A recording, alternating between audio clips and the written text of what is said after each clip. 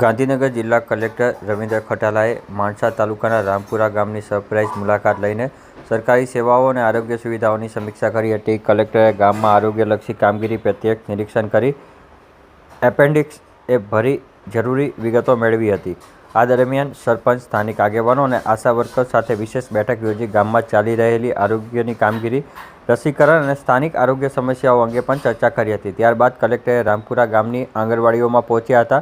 અહીં તેમણે ભૌતિક સુવિધાઓ, સ્વચ્છતા અને આંગણવાડી વર્કરોની કામગીરીની સમીક્ષા કરી હતી. ખાસ વાત એ રહી હતી કે બાળકોને અપાતા ભોજનની ગુણવત્તા ચકાસવા માટે કલેક્ટરે જાતે જ ભોજન ચાખીને તેની ગુણવત્તા ચકાસી હતી. એટલું જ નહીં, તેઓએ બાળકો સાથે નીચે બેસી સંવાદ કરતા પણ જોવા મળ્યા હતા. બાળકોના પોષણ, શિક્ષણ અને સર્વાંગી વિકાસ માટે આંગણવાડીઓની કામગીરી પર ખાસ ભાર મૂકવામાં આવી રહ્યો છે. જિલ્લા કલેક્ટર આ સરપ્રાઇઝ મુલાકાતની સ્થાનિક તંત્ર અને આરોગ્ય કર્મચારીઓમાં પણ વધુ સક્રિયતા જોવા મળી હતી. આ 26 ઓગસ્ટના બપોરે 1 વાગે આ અંગેની માહિતી આપવામાં આવી હતી.